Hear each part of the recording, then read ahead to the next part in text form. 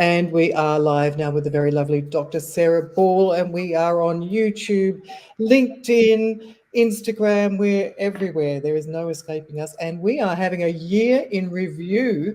Plus, we're going to talk to you about your journey through self-care things. But before I do that, looking at my little Christmassy bits and pieces behind there, let me show you. Oh, you're so lucky. My holy flying vulva. Amazing. Isn't Zoe fabulous? It is. This is a Zoe has hand crocheted these lovely vulvas. Oh, There's a middle there. and So she raised you money. she did. Oh, and I didn't even notice. I didn't even look. It's got a clitoris. Of course it has. It wouldn't be right without that. It would not be right without that. Wow, that's amazing. Anyway, that's fantastic. She has raised, I think, probably around about £400 for the charity with these. That is so wonderful. I love Zoe. Bless her. She's amazing. She is an amazing woman. So there you go. Anyway, it has been. We seem to do this at the end of every year, really, don't we? Don't we? Yeah. It's been a big year. This year, actually, I think has actually been particularly large. We've had draft guidelines, toolkits, North American Menopause Society's position statements. We've had the list that you sent me as well, a reminder of, shortages, prepayment certificates, you name it, it's all been happening. So where shall we start, my possum? Will we start with shortages? Because I cannot get my E-string, and that does not make me a happy person. What are your thoughts? How on earth is this ever going to be solved, and what are we going to do about it? I wish I knew. I don't know.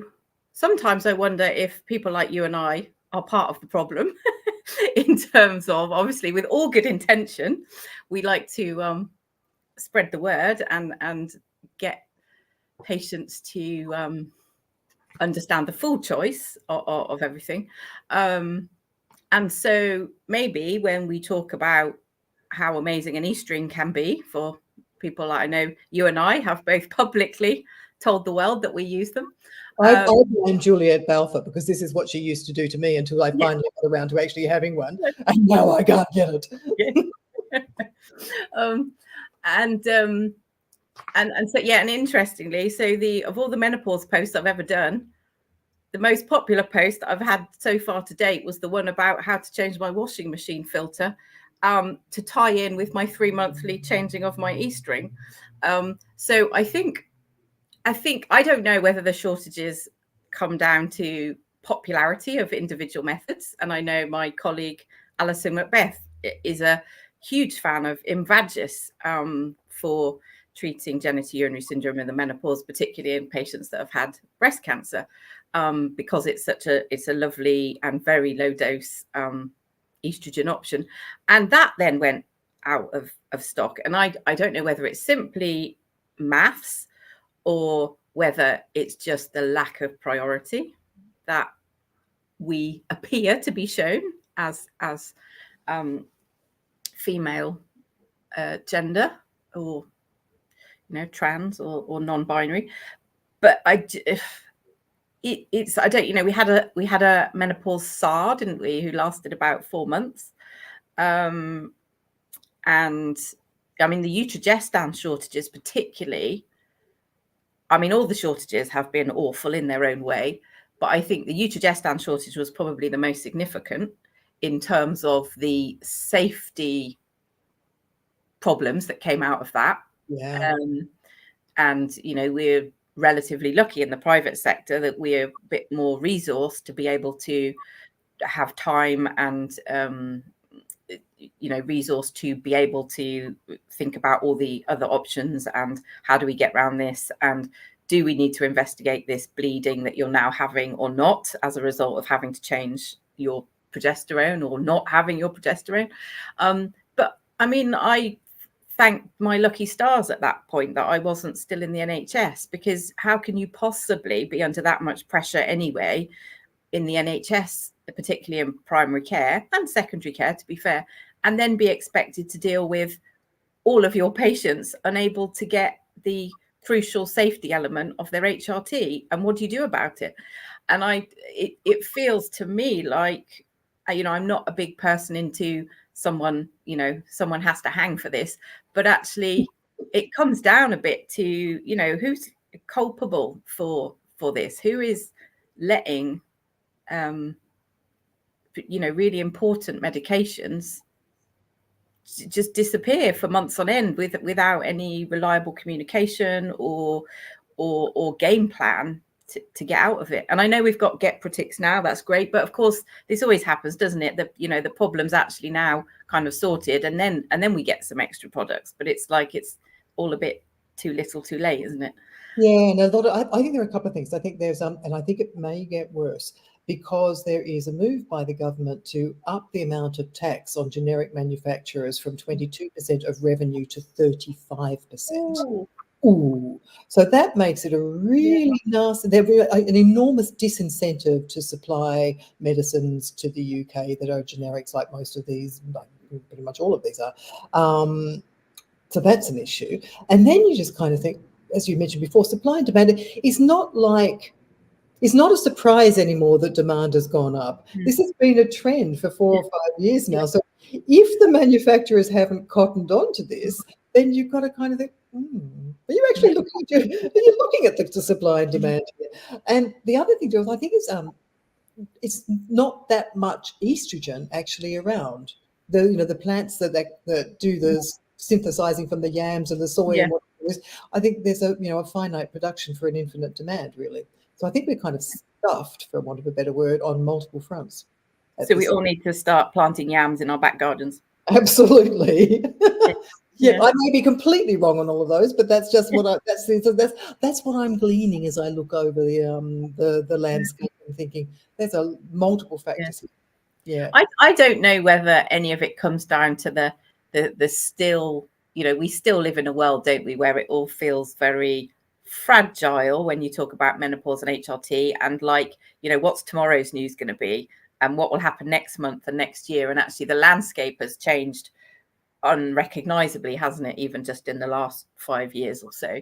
And I do wonder as well, from a business point of view, if you're a pharmaceutical company, how certain do you feel that just because we're all over HRT this year, what could happen next year? Because it does seem like there's some greater powers that are pulling all sorts of silent strings in the background, and you're not quite sure where the future lies with menopause care.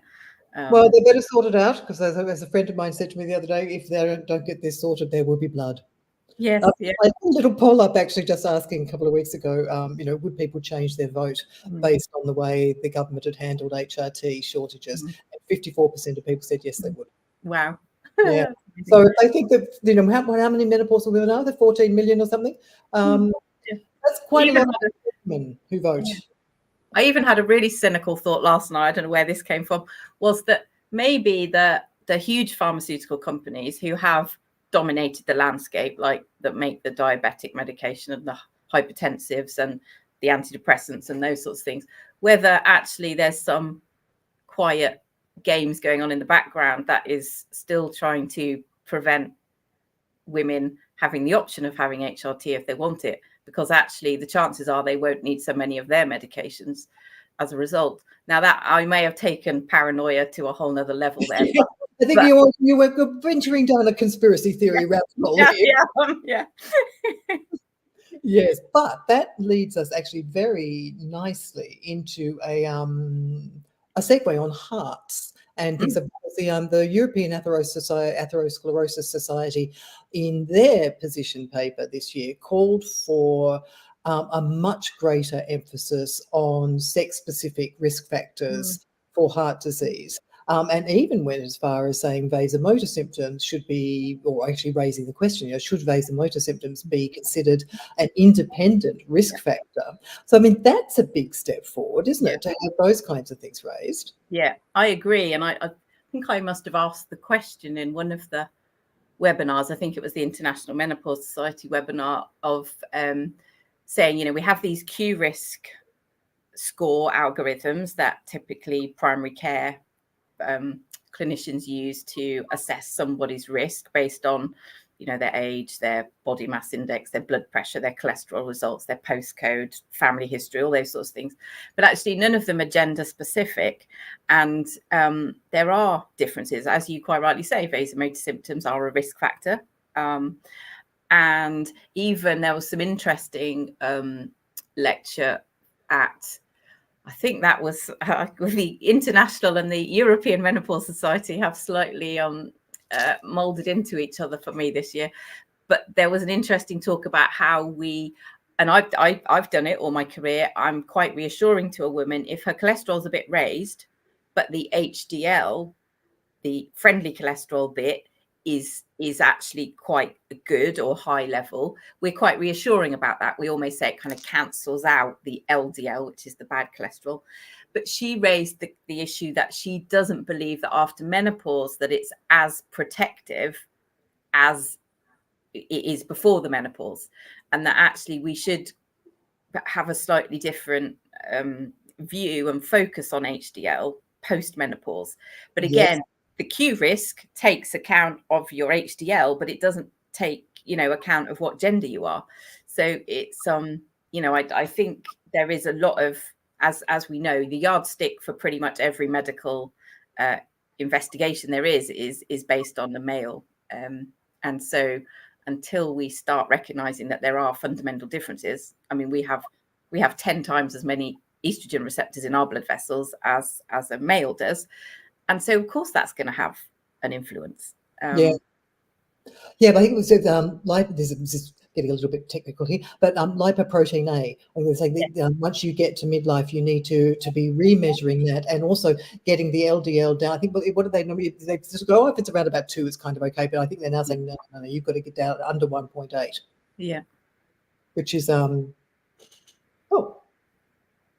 of your earrings fell out. Did it? Oh, no, I didn't miss that. Sorry, just a message here saying one of my earrings fell out. It just got lost behind his ear. Which is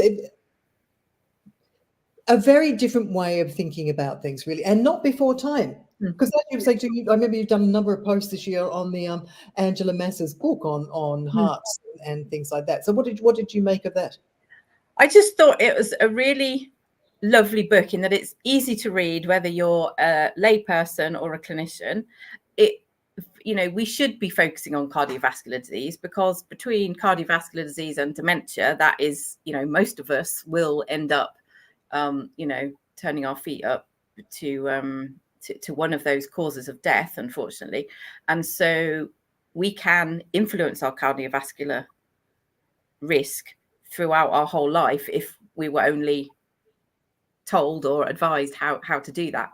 And so it's very, the typical menopausal woman, or when I say typical, the cliched menopausal woman who goes quite regularly to her GP. She's always in a fluster. She's normally, can't quite get her words out properly. She struggles to explain what she's been feeling. She's just really stressed. She's got a lot going on at home, and she keeps getting these palpitations, and her blood pressure's up when the GP takes it, because of course it is, because she's just been running around all morning. And so they're just reassured it's okay. That's what we call white coat hypertension. Don't worry, that's okay. And, you're just stressed, and try and take it easy. And that's sort of how we typically deal with that sort of patient. But of course, yes. I'm having this battle myself at the moment. I have been going non-stop saying to my GP practice, my blood pressure is not well controlled. I need to up the dose. It's not well controlled. There's not much more I can do on my side. I do exercise, I eat well. I do drink too much alcohol, but I'm working on that. But generally, something needs to be done. I have a family history of grandfather dropping dead of stroke, uncle dropping dead of stroke, father having a stroke and being right side, immobilized for 15 years, and zero quality of life after that. So I'm really kind of concerned about this. But for me to even get a 2 milligram increase in candesartan is literally like pulling. I don't know what more I can do. I really don't know what more I can do to actually get this sorted. No, and you're right. We should. When I went to the hospital, did I tell you about did I tell you the story about when I went to the hospital? Was it when you went to A&E? Yeah, when my blood pressure went through the Yes. roof and I had a panic attack and turned bright red, and basically they looked at me and thought that it was because I was an alcoholic, and I left the hospital with a script for thiamine and absolutely zero advice on my high blood pressure, which is like, over 180, over 120. So you kind of sit there thinking, you're not taking this seriously in women. I think white coat hypertension is not as innocent as we have kind of believed it to be, because actually if your blood pressure does go up when you're a bit stressed, then and you have a life where you're often stressed, then it means your blood pressure is going to be up a lot of the time. So it's not an entirely innocent phenomenon. I think we need different blood pressure guidelines for males and females, because women are more sensitive to blood pressure changes, and they tend to occur around the menopause. And yeah, we need to unfortunately, and again, I completely understand why it's happened because of all the pressures on the NHS, but we've become just a complete drug centric thing. Here's a prescription, and here's a prescription to fight the side effects of the prescription I gave you last week, and here's the prescription to fight the side effects of the side effects of the side effects. And actually we struggle to find the time and the proper resource to talk about lifestyle.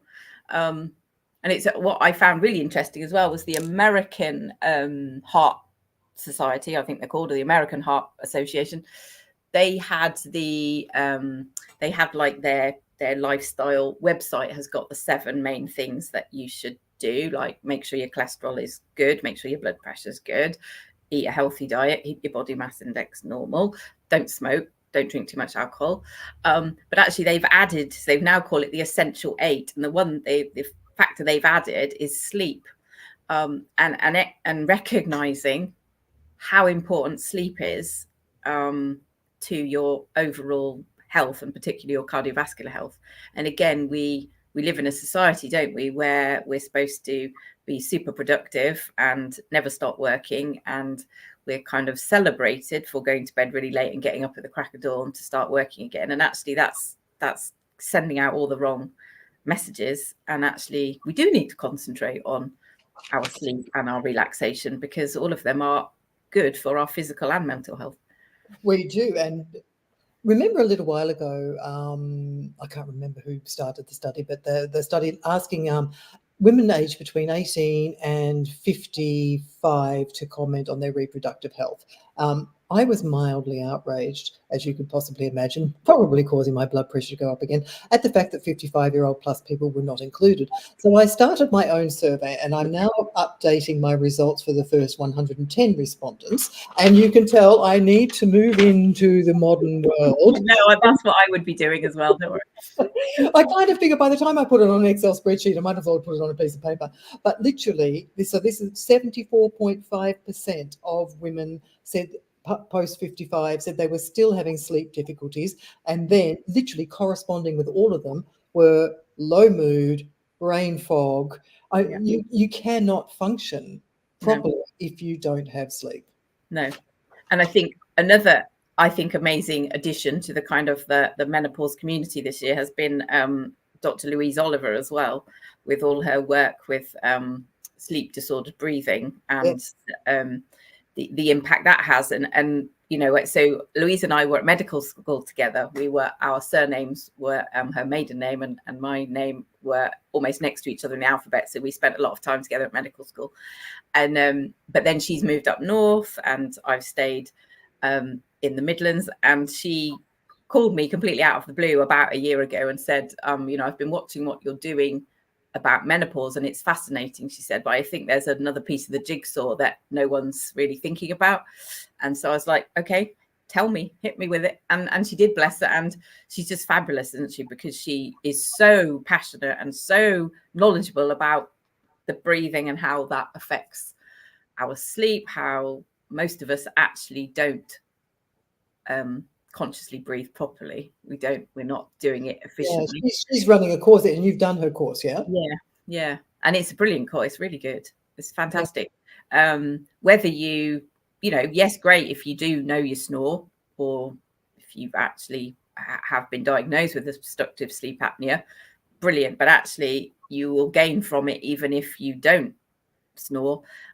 in terms of just, she's really good with the understanding how you switch your sympathetic nervous system, that fight or flight response, into the parasympathetic, which is the kind of rest and digest system. So all of the, you can use breathing techniques to achieve that.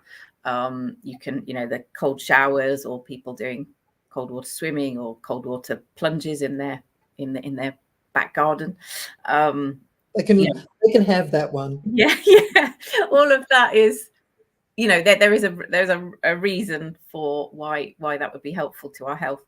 And so, I don't know if you've seen, she's submitted a to the draft NICE guidelines, her, why is sleep disordered breathing and obstructive sleep apnea not mentioned in the menopause guidelines? Because there is such an overlap.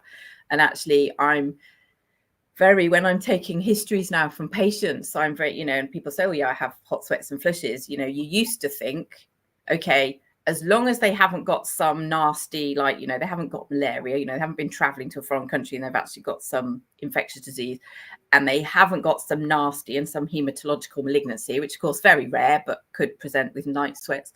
Then you think, well, okay, it's menopause. What else could it possibly be? But actually, it could be obstructive sleep apnea. And actually it could, as Louise Oliver has taught me, that actually it could be obstructive sleep apnea and take a good sleep history. And Angela Mars, the cardiologist, has taught me that actually it could well just be that their blood pressure is not well enough controlled.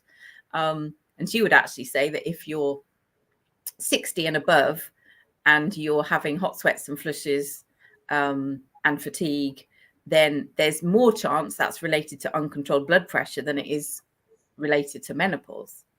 Well, there you go.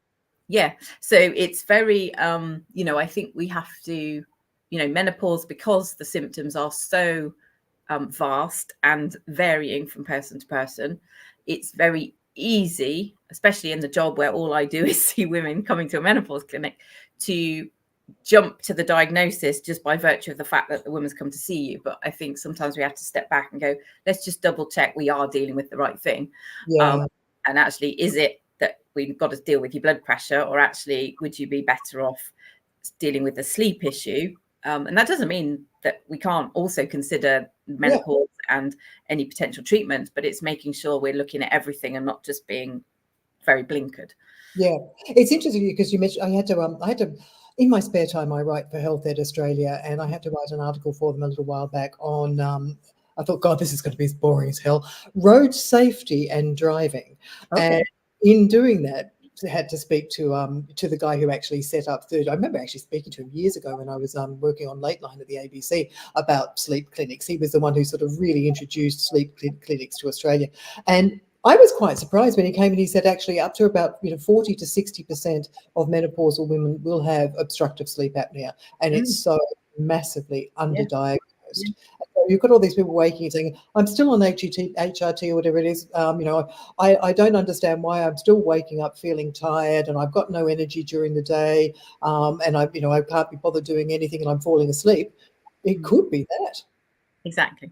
Yeah. You wake up with headaches, you have low libido, all of that. Yes, it can be menopause, but it can also be related to your sleep and disordered breathing. So it's we there's such overlap of symptoms with all these things that we have to really be detective and try and tease out what is going on. Yeah, exactly. And it's really important to get that under control if that's the case, isn't it? I mean, apart from the fact that it increases your risk of dementia and heart disease, it also means you're dangerous when you're operating machinery and driving a car. So absolutely. Yeah. And it's interesting, isn't it? So what was Louise saying in the thing that she submitted to NICE is that if you look at diagnoses of obstructive sleep apnea in male to female, it's 8 to 1, but actually the true incidence is 2 to 1.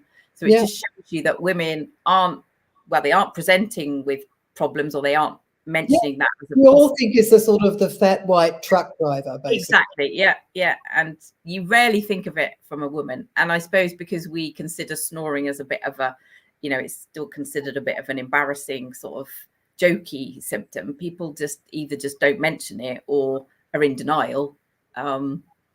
Or I suppose, a lot of menopausal women end up not sharing a bed, even if they have a partner, because of their vasomotor symptoms or sleeplessness. So actually no one's there to tell them that actually, do you realize you're pausing in with your breath in your sleep, or you're snoring or whatever.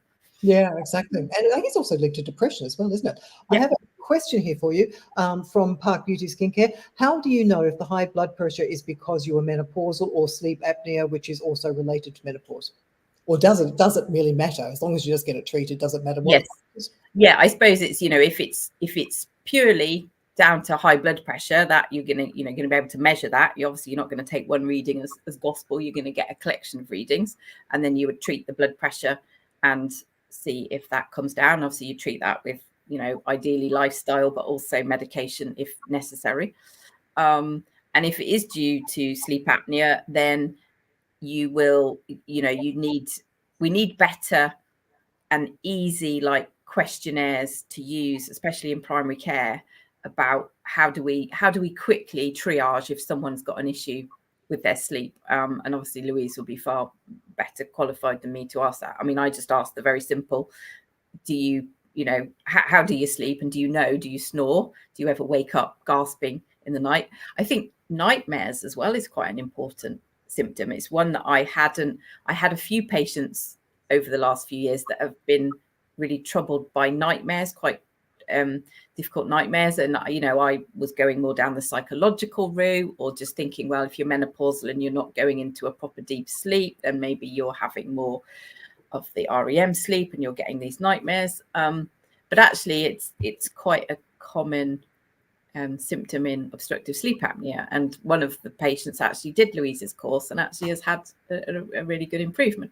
So it's that's interesting, actually. Yeah. That's because my husband has a lot of nightmares, and he's a little bit on the overweight side. And when I wake up in the middle of the night and I'm listening to him, I'm thinking, yeah, you've got that. All of a sudden there would be silence, and then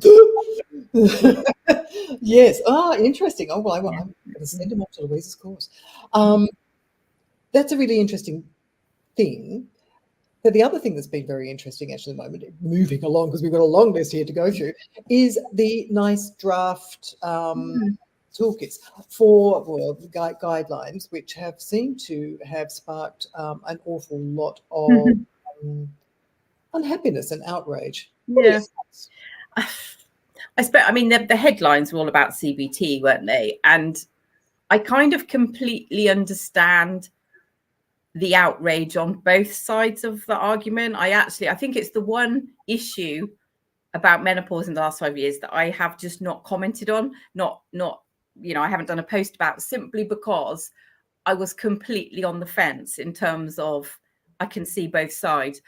I'm a big fan of CBT. I think it's a very important tool to be used at all stages in life for anybody, for any problem. I generally do have a lot of time for that.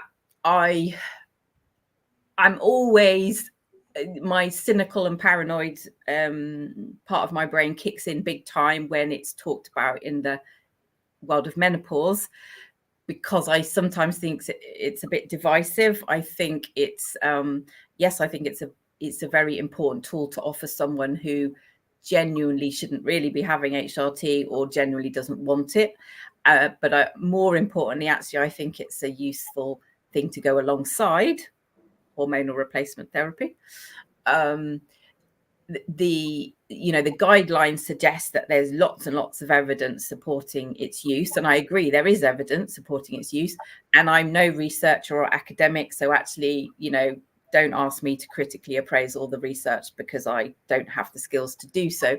But when I had a quick look at I dared to open the appendix and have a look, I wasn't convinced. Like you say, well, you've said there's evidence, but actually when you actually look at the appendix and read it, it's either not significant, or the study was so small that you can't base anything on it. Or I just slightly get the sense with the nice draft guidelines, and that applies to CBT, but also to every other thing that they quote in there, that they have a blanket statement in the actual draft, and then when you actually go to the appendix, you see that it wasn't significant. So how can you kind of say that? It feels like the data underlying it is always less convincing than the headline in the actual draft guidance is.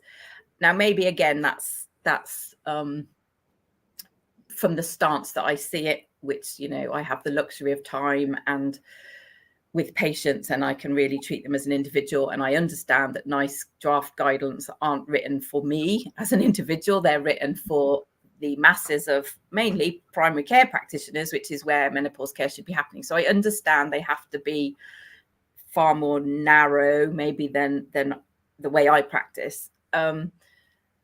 But I'm a bit skeptical. I've made it through half of the guidelines so far, but actually I don't even find the draft guideline very easy to navigate in terms of if you click on a link to look at the actual data underlying it, it's almost impossible to get back to where you were in the guide. So you end up going around in circles. Yeah, I noticed that as well. I thought a couple of things. I thought, okay, I mean, so to be clear, they recommended it for 3 things specifically. So in the last guidelines, it was already in there for mild to moderate depression. So that this time they've added insomnia and vasomotor symptoms. The vasomotor ones brings them in line with the North American Menopause Society, now Menopause Society, position statement on non-hormonal treatments for vasomotor symptoms specifically, and they seem to be saying that, you know, it has been shown to reduce the number of and the severity of vasomotor symptoms. But you're right, when you looked inside the appendix of the draft guidelines, that's what at first I kind of looked at it and went, well, hang on a second, you're actually contradicting yourself for why you put it in here. It was a little bit I was literally just looking at it says in the main body of the thing that women using HRT have a slightly increased risk of ovarian cancer compared to people that don't use HRT. So I'm thinking, I've never been convinced of that. To me, the evidence has always shown a non-significant difference. So I'll look at the data that they've put.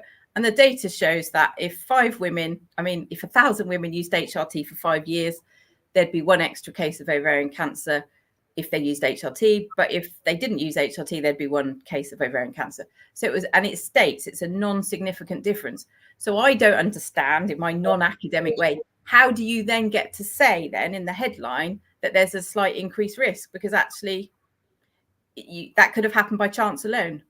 So why are it feels like we're always giving extra prods in the fire to anything about fear or risk, but there's always complete and utter holding back with any potential advantage or benefit or positive, if you see it just all feels a bit skewed to me. But maybe that's just, you know, from my background and the way that you can't, I mean, from their point of view, I suppose it's sort of like if they didn't say that there was a risk, even if it's infinitesimal, later on they'd be accused of, you know, something did happen, they'd be accused of being negligent and glossing over it. So I guess that's that narrow sort of line to walk. But the other thing that struck me in the outrage of the sort of like you're telling women it's all in your head, I don't see CB. I think when you call something a talking therapy, I had this conversation last night with Cara Sonnenberg, actually. When you call something a talking therapy, you get the impression that you're sort of, you know, lying down on the chaise long, you know, going through all of your problems since, you know, God knows when. But that's not what this is. This is it's a treatment for reframing the way you think. I've done it for anxiety, and I actually felt kind of, you know, vaguely offended that people would actually say, then you're thinking, okay, so by me having had CBT, you're now telling me that you think that it was all in my head, and I was making it up. And it made me think we really haven't come very far in destigmatizing mental health. No, not totally. And I think, you know, and I do completely understand why the critics of it would say, hang on a minute, you know, you're not dealing with the underlying cause. Why don't you correct the problem, which is that you're probably low in estrogen, and actually sort it, rather than just have a talking therapy, which is going to help you cope with it better. I understand where that comes from. However, I do think it's a bit more nuanced than that in terms of, okay, if I was having 20 dreadful hot sweats and flushes a day, and for whatever reason, I couldn't really or chose not to have HRT, so I took to have CBT because that would help me to better deal with those hot sweats and flushes. If that was a successful treatment, and actually I then felt less scared about my hot sweats and flushes, and I didn't get in such a tiz-was when I could feel one coming, because I better understood that it wasn't the end of the world and that I could, I could bring myself down. If I've generally calmed myself and raised oxytocin levels in my brain, then we know that that then can help to suppress cortisol. And if we suppress cortisol, then our menopause symptoms may reduce anyway. So I do kind of understand that if we help psychologically, there then may be a benefit physically. The question is that obviously the physical benefit could be gained probably by HRT, but there is also an argument that it could be dealt with by CBT. So or both, and that's what they're saying, either alongside or separately. If people don't want to take it, you can use it. You can have your HRT, you can have this with it, or if you can't take HRT or don't want to, you have that. So to me, I didn't see that that was particularly no.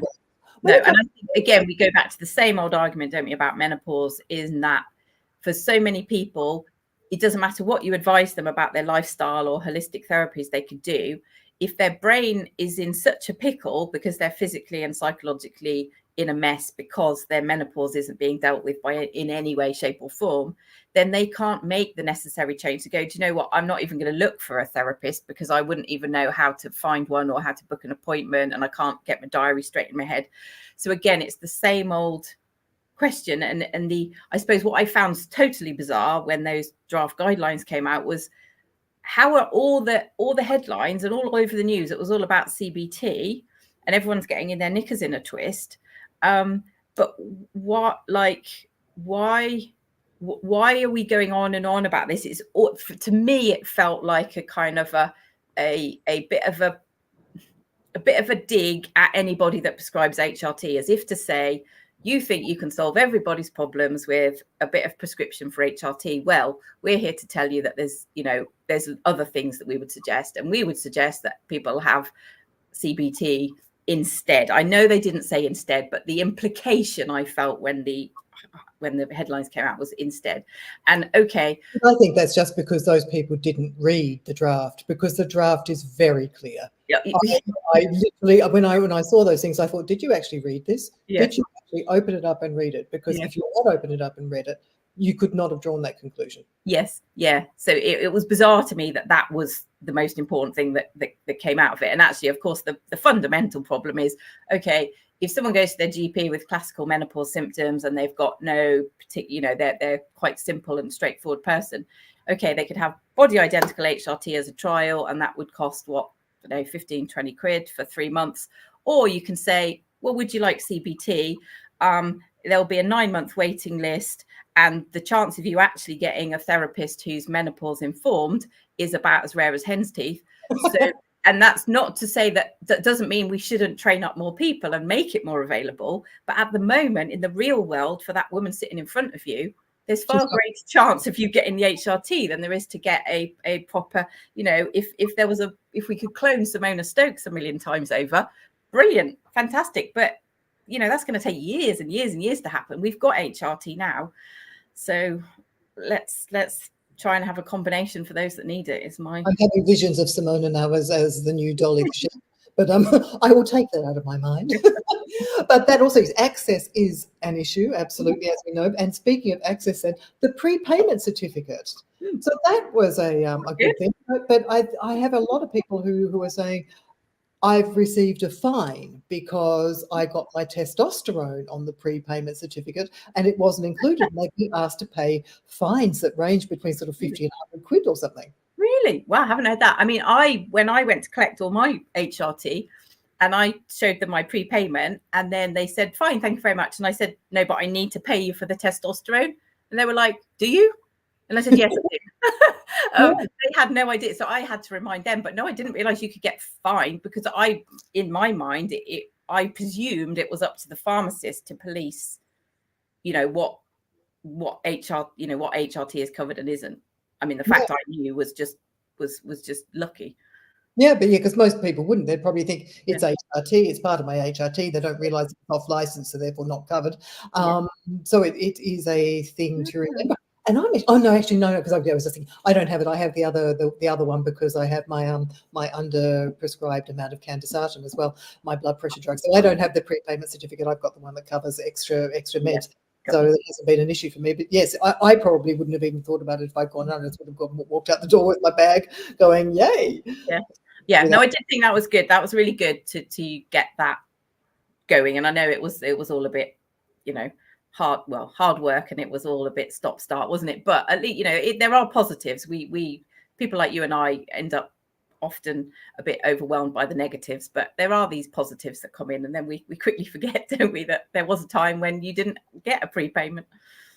No, exactly. And it's a few £100 a year. Speaking, my God, let me digress for one moment here. I got a thing from British Gas yesterday, speaking of expensive things, saying they're going to put my electricity bill up from £117 a month to £417 a month. Who can afford that? It's just like, wow.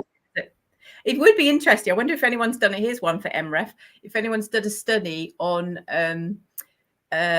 prices for your lecky and your heating bills, whether you're treating your menopause or not, as in, because some people probably don't need their heating on as much if they're having hot sweats and flushes. It's interesting how a lot of people, they're really happy that I've got rid of their hot sweats and flushes, but they're cross with me because they've had to buy a new wardrobe because they need jumpers and coats that they didn't need before. Well, there you go. Yes, I don't know. I'm permanently cold, so I don't know.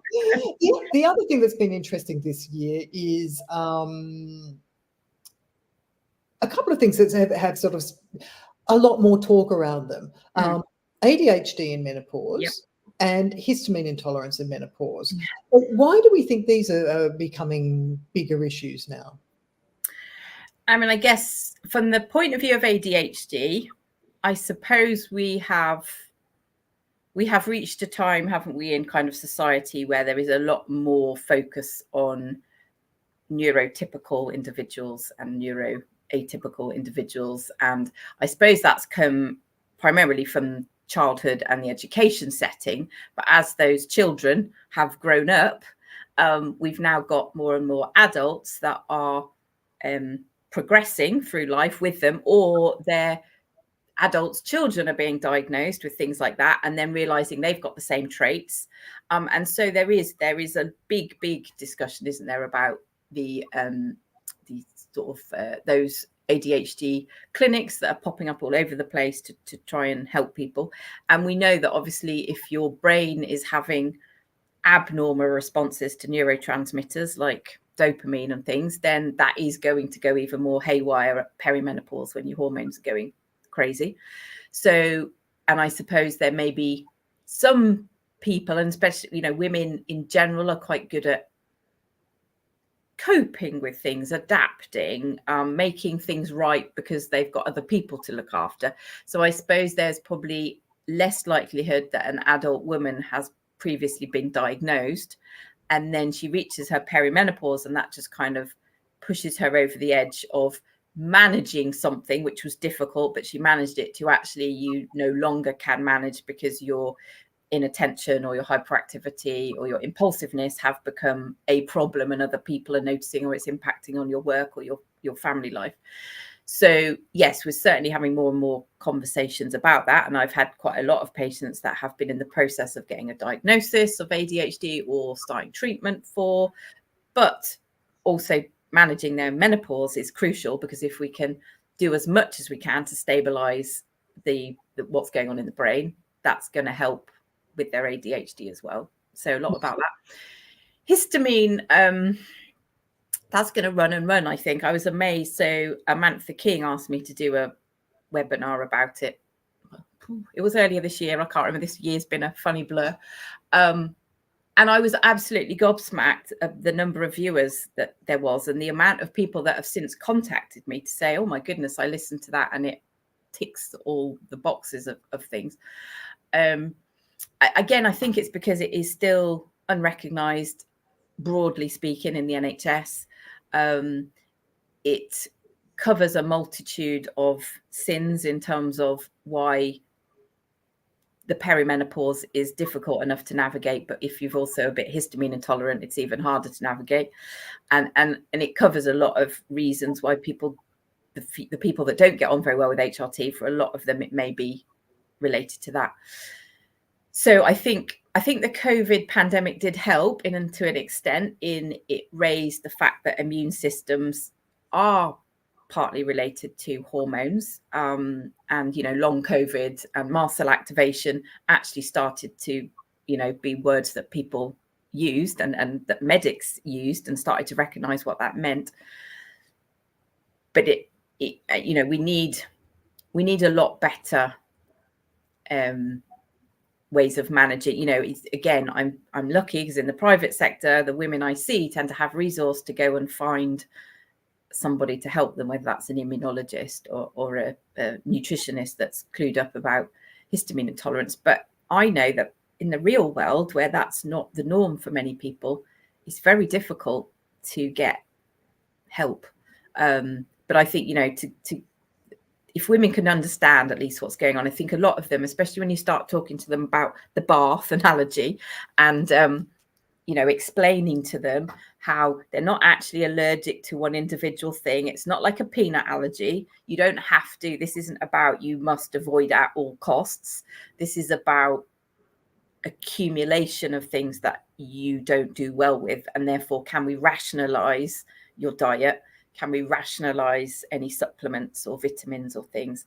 And if you also are struggling with menopause, can we rationalize your HRT so that we're essentially making room for everything in your bath, rather than filling it with one thing and there's no room for anything else? So I think if you can explain that to someone, and people really like that analogy because it makes sense and they can then understand what to do. So I can now, when people say, oh my God, you mean I can never have another avocado? I say, no, I do not mean that. And then we talk about the bath analogy, and I say, see, it just means, yeah, you probably don't want one every day, but we can find a way of being able to buy you some space to have avocado occasionally. I have a question here for you from Dr. Elise Dallas. She's saying that she has heard that ADHD medicines can help with brain fog. Lisdexamfetamine, she is mentioning there. Have you heard that? I not specifically that, but even if you don't have ADHD. I think, are there any downsides to that? Yeah, no, I mean, it kind of makes sense that if you're with ADHD, if you're making too much dopamine, or you're not like reabsorbing the dopamine quick enough, or you haven't got your receptors aren't responding to dopamine in the right way, it makes sense that your brain is going to be kind of all over the place, and therefore you're going to have this hyperactivity and a sort of impulsive behavior and not be able to stick at a task. So I think that's the reason behind the medications that are trying to stabilize dopamine levels. So I think for some women, if they're mildly affected, you might be able to, if you actually just treat their perimenopause and stabilize their reproductive hormones, they may not need any specific ADHD meds, but some people may need the combination. It's very individual. Yeah, absolutely. And that actually, now, the interesting that touches vaguely on what you're taking there, you had on your list that you sent me through, genetics. Yes. So how are we working this in? Are we looking at people's genes, and are we looking at it? So we had touched on this very briefly as well with Karis last night. The nutrition and the genes and sort of the way we break things down and metabolize them, and then optimizing ourselves that way. Is that what you were talking about? Yeah. So I mean, I have felt for quite a few years actually that, I suppose, when you just work in one area and you see the same clinical problem over and over and over again, albeit everyone is different, you just realize that, and you must, the whole reason you've got MREF is because actually the more you know, the more you realize you don't know.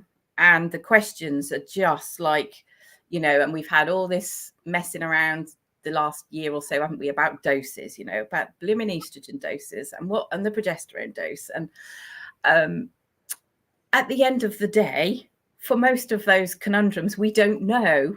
Yeah. And I think even if we did know, we'd be basing it on a population, we wouldn't be basing it on an individual. So my feeling throughout my work as a menopause specialist has been that all of the big headlines that we talk about, like, HRT has very little influence on breast cancer risk, if at all. And, there'll be the million arguments from every different study that's ever been done that have completely conflicting results. And then you have the draft nice guideline that says something that you weren't expecting either. But actually, if you actually knew somebody's individual genetic pathways, it would make it so much clearer as to, are they someone who are far more likely to have probably actually a reduced risk of breast cancer if you give them HRT, because they're going to process their estrogen really nicely, and they're going to feel so much better that their lifestyle will be that much better, that they're going to reduce all the lifestyle risks, of which about 30 to 40% of breast cancers are related to lifestyle risks. But there are some people, and I don't actually yet have a good sense of what the proportion is, because I am only seeing a skewed part of the population, that don't metabolize their estrogen very well, and they do send it down a slightly dodgy pathway where it can misbehave. And so for those people, if we give them loads and loads of HRT, although they will still get some benefits, their risk benefit ratio will be different to somebody who sends their estrogen down another pathway. And so if we truly want to move to a world where we absolutely 100% individualized care, we would be needing to look at people's genetic pathways. But of course, that's, that is a very long way off, thing. But it's, I imagine that in, I don't even want to say how many years, would it be 20? Would it be 50? Would it be 100? I don't know. That actually, when at the moment when a baby's born and you do a heel prick test to make sure they're not hypothyroid or got some weird phenylketonuria or something, but actually that we'll do a swab test as a baby is born, and we'll know their genetics from the day. And so we'll know what sort of foods they would be better served having, what sort of supplements they may consider having, how their environment will influence their ultimate health outcomes. And I think that will become the norm at some stage. But of course, at the moment, it's a very, very, it's only available to those with resources. Yeah. Interesting. You mentioned on your list as well here of things that are interesting to talk about, sex and Leo Grand. Now, vagina estrogen, have we accepted the fact now that virtually every person can have this safely? Oh, well, I definitely have, yes. And it still makes me laugh when you still see things in, draft nice guidelines that don't really kind of support the data we have. But yes, in my world, anybody can have vaginal estrogen because the benefits outweigh the risks. We still have, the only real question that remains from the recent studies is, what about the women that have breast cancer and are having active treatment with an aromatase inhibitor? However, they are the population of women that are most likely to have the most worst genitourinary syndrome and menopause, because the aromatase inhibitor, causes such frequent and severe genitourinary syndrome and menopause for many women. Yes, I think there's, the Invagis, for example, that is a lovely option. And even things like prasterone is a really lovely option for them, because we know if you've, it doesn't matter then about the aromatase inhibitor and etc.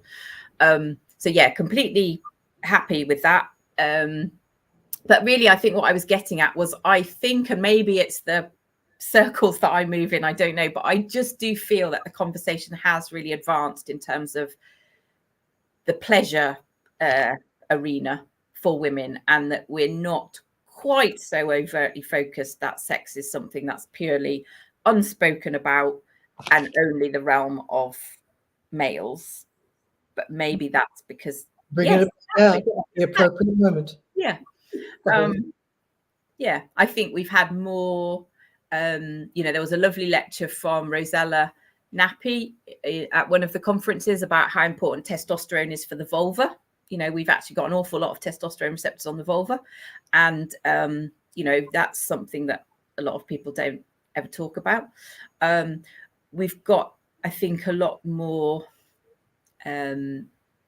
awareness. Again, maybe this is just in my world, but it's the awareness that actually sex is, I can't say it's probably, you can't probably put it quite as important as exercise in terms of our overall health and well-being, but in terms of how it can switch on your oxytocin, how it is, depends on how you do it. It is an exercise in itself. It is a way of staying connected in an intimate way. And I think, again, I think we feel just a bit less suppressed about talking about things like that. And, Sam Evans has just done incredible things about being able to, when I talk to my patients about Sam Evans and what she can do, I say, and maybe this is a bit crass, but it's my quick way of explaining, it's a bit like Anne Summers delivered by a nurse, in terms of, yes, it's talking about pleasure and sex, but by someone that understands what can go wrong down there, both physically and anatomically and physiologically, but also the psychological effects of that. And actually, just because the only kind of vibrators and dildos we ever see are often porn films and they're massive, actually there's all those lovely medical ones that are so beneficial to women when they're trying to rebuild their confidence in that department, if they have really struggled with either cancer treatments or just menopause or genital urinary syndrome or menopause. I look at these giant dildos and things like that, and I actually think this is a hangover of males' obsession with the fact that everything has to be phallic, whereas, as we know, only 15% of women have vaginal orgasms. It's the clitoris, baby. Exactly. Yes. Yes. Exactly. Yes. And the word clitoris now is like, I think we say it, even people like you and I think we say it now far more easily than we would have done a few years ago, which is good. I think that's really good. I took this out of when I went to pick it up from the concierge on the front desk yesterday. I was so excited, but I saw it. I was like, oh, I know what this is. So I pulled it out, and I could say there was the building manager, the concierge, and the groundsman there, or whatever it was. And I said, oh, look what I've just got. I've got this. This is a holy flying vulva. And they were just looking at me like, one of them was like, I don't know what you're talking about. The other one was sort of like, I don't know what to say. And the other one was looking at me like, you're completely mad. So, yeah. There you go. But yes, it has come a long way. Yeah, I think so. And again, the only reason I said that was because that Here's to You, Leo Grand movie, which I'm sure probably all of my followers have now watched. But I just think for me, that was the most beautiful film without, I think they mentioned the word menopause once in the film, but actually, essentially it is about female self-image, pleasure, how we deny ourselves things, how we struggle to talk about sex, how, how we are suppressed often. And so I thought that was a beautiful kind of film to highlight the fact that pleasure is an important part of holistic well-being. Absolutely. Yeah. And you also put on the list, and I didn't know what you meant by this one, so we have a couple of minutes left, but let's race around the world. Oh, only because I do love Race Across the World. So we're in the third series this year. But this year, the couple that won it was called Trish and Kathy, were friends. They're lifelong kind of best friends from school, who were both in their 50s. And they were both, one of them was openly menopausal and was having symptoms on the journey and was having bad hot sweats and flushes and things, and would talk about them in the programs. And actually she also has sight difficulties that are progressive. So part of her journey going on this television program was about, trying to see the world, why she can still see, and about going with her friend, and about how actually it was a really difficult journey. And, you've got to get from X to Y in a certain amount of time and try and beat everyone else. And everyone would take a different way of doing it. And, they weren't the physically fittest people. They weren't, this is rude. I'm making presumptions. They're not the super intellectual people either, but their teamwork between the two of them was just beautiful. And this friendship where they did row sometimes and you saw them bicker a bit and then they'd be fine. They were just so used to each other, and they went on to win it, despite, you know, they were the only both people in the team being female. Everyone else had either younger people or male and female. So probably from a typically pure physical point of view, they were the least strong, but just by sheer willpower and teamwork and just drive, and they communicated, and they were friendly, and they were able to, the public really took to them because they were so you know, they didn't scare anyone at petrol stations. So they got given lifts because they were, you know, nice ladies. And yeah, and they won. And I just thought it was lovely because it just shows you that, you know, just because we're supposed to disappear in our 50s, they didn't, and they just fought, and they won it. So that made me happy this year. Well, that's true, and that's a nice thing to make things happy. And speaking about sheer determination and whatever, you have your health in menopause now. So what's happened? What is this? Tell us what's new. Okay, so Health in Menopause was founded by Alice Duffy, who I've worked with in the past. So it was founded in Nottingham, and she, rightly or wrongly, was brave enough to take on both myself and then Dr. Alison Macbeth. So Alison, as you probably know, is a breast cancer specialist and also a menopause specialist. So she works up in Glasgow, so she can see patients virtually. And then I've set up kind of the more West Midlands branch of Health in Menopause in Sutton Coldfield, so we can see patients face to face. And we're sort of just trying to build a bit of a community and network of other people that can help us locally. So be that people in the fitness industry, pelvic floor physiotherapists, cognitive behavioral therapists, nutritionists, all that sort of thing, because I have learned on this journey that, yes, I know a lot about HRT, but it's a big piece of the jigsaw, but there's a lot of other pieces. And actually, the more you can find out about all the different pieces, the better chance you've got of being able to help more people. So it's great. We're all about the individual, basically. I've had an amazing journey for the last 5 years or so in the menopause space, and I have been privileged enough to be invited and allowed to help on a more national and global scale with lots of initiatives, which has been amazing. But ultimately, for me, my priority always had to be the patient in front of me, and the two kind of clashed at times, and I needed to go back to my first love, which is seeing patients. And the other bits will still happen, but I needed them to not take over. So yeah, we've got time and resource to try and find the right route for each individual woman. Unbelievable. Well, that's brilliant. We are almost out of time. So yes, and speaking of sheer drive, my little piece of good news is that we are now ready to lodge our application for registered charity status for the Menopause Research and Education Fund. Fantastic. Good. I've been very excited by that. I'm really very concerned, though, about the list of things you might want to research that must be longer than most people's Christmas lists, I would imagine. Yeah, it's pretty long, exactly. Yeah, and you just kind of think, it needs a lot of money to get through those things. So, yeah.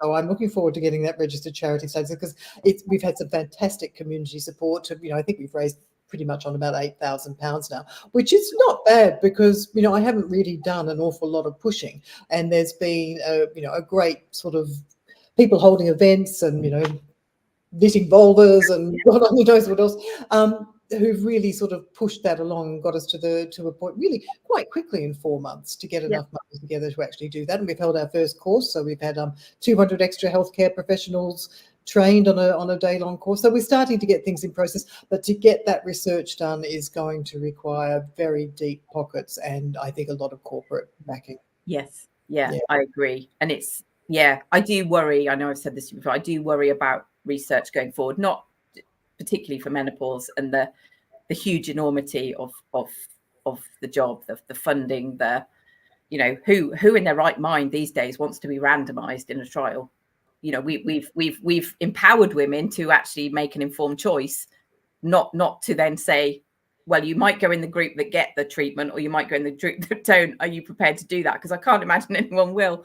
So if we keep on this line of randomized controlled trials are the only evidence that anyone will listen to, I'm not sure we'll ever achieve any evidence ever again. So I think it's going to require quite a bit of cleverness in terms of what research is these days and how Yeah. it's viewed. And yeah, that's true. And especially, I mean, you know, there's a lot of data out there too that just needs to be mined as well, that doesn't involve necessarily, it could give us, you know, at least a few, you know, progesterone doses and unexplained bleeding, things like that we can actually really look at quite easily just from data. So yeah, hopefully we'll get there. So anyway, there you go. yeah, So well done for all your hard work. thank you. It has been a lot of work. I love my accountant when he said to me, "Oh, you've got to do a business plan. Just slap a couple of figures on a bit of paper. It won't take you long." 3.5 days later of solid writing and SWOT analysis and God only knows what else I was thinking. Clearly what he thinks is easy and what I think are easier, two totally different things. Yeah. So anyway, there you go. Brilliant. All right, my lovely. I'm going to end this here on Instagram because we're over and I don't want to lose it. So I will end that there. And I will, oh, there we go. And I will say goodbye to you here too. So people can find you at Health in Menopause. On Instagram, you are Dr. Sarah Molly Ball. And hopefully I will speak to you before the end of next year. Yes, yeah, that would be lovely. Yes, yeah. Exciting things to come next year, hopefully. Yes, exactly. Yeah. I will leave this for here. Take care and I will speak to you all soon. Yeah. See you. Bye. Bye.